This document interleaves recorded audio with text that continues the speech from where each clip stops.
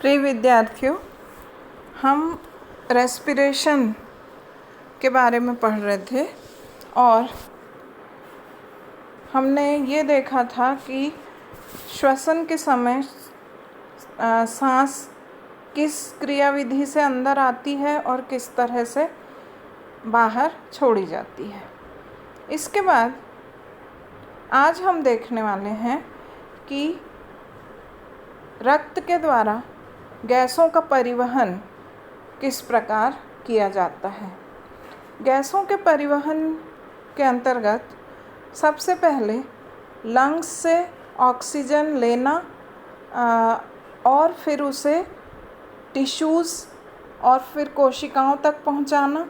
कोशिकाओं में विभिन्न क्रियाओं के द्वारा सेलुलर रेस्पिरेशन होता है और एनर्जी रिलीज़ होती है।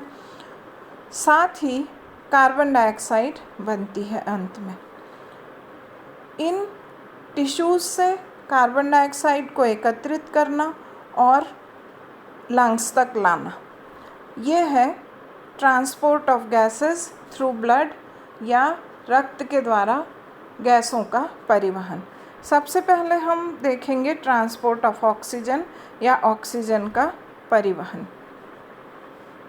ऑक्सीजन का परिवहन लाल रक्त कणिकाओं द्वारा भी होता है और प्लाज्मा के द्वारा भी होता है।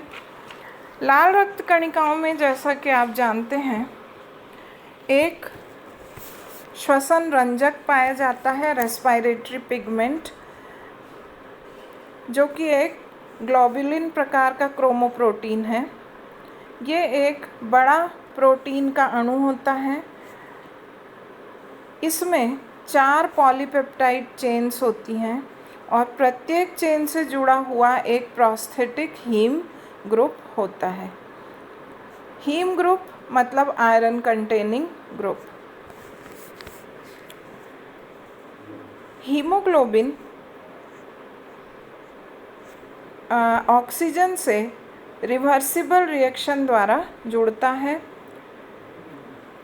हीमोग्लोबिन में उपस्थित फेरस से वीक बॉन्ड्स के द्वारा ऑक्सीजन का अणु जुड़ जाता है। प्रत्येक हीमोग्लोबिन में 4 हीम ग्रुप होते हैं।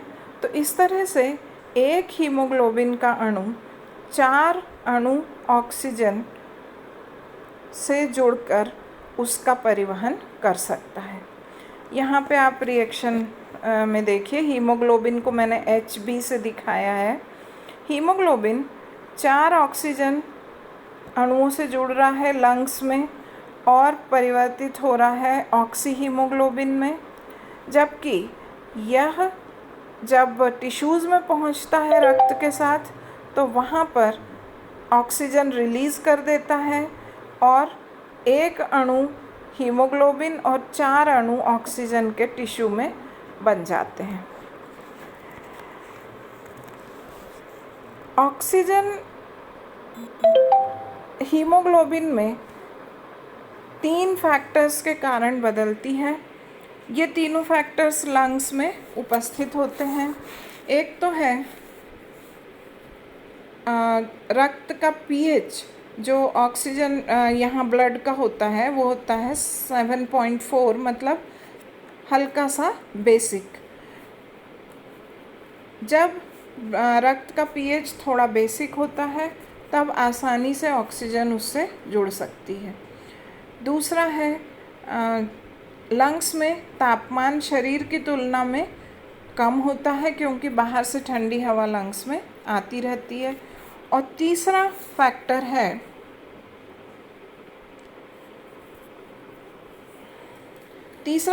है ऑक्सीजन का हाई कॉन्सेंट्रेशन और लो कार्बन डाइऑक्साइड का लो कॉन्सेंट्रेशन।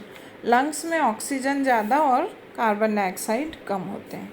इन तीनों के कारण हीमोग्लोबिन आसानी से ऑक्सीजन से जुड़कर ऑक्सी हीमोग्लोबिन में परिवर्तित हो जाता है।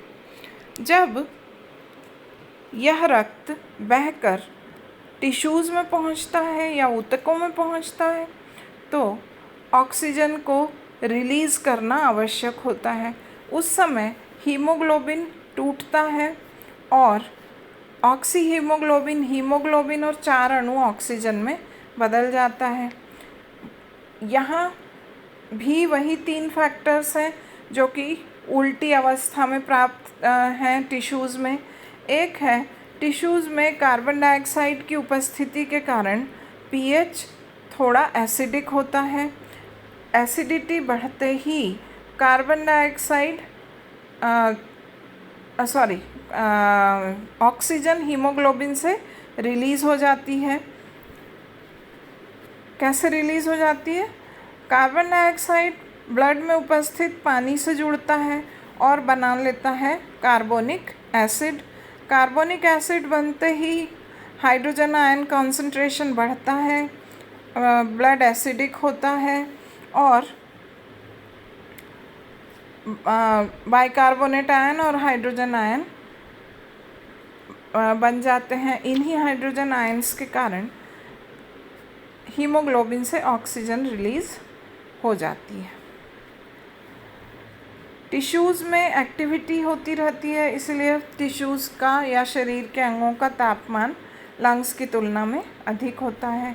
और तीसरा है, यहाँ पर कार्बन डाइऑक्साइड का सांद्रण या कॉन्सेंट्रेशन ज़्यादा होता है और ऑक्सीजन का कॉन्सेंट्रेशन कम होता है।